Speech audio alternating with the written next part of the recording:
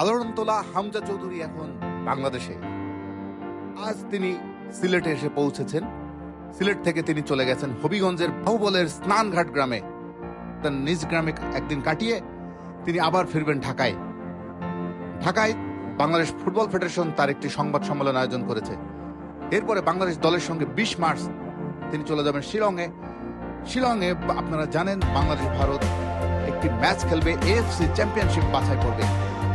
হামজা চৌধুরীকে নিয়ে পুরো বাংলাদেশ জুড়ে এখন উন্মাদনা চলছে, নানা আলোচনা।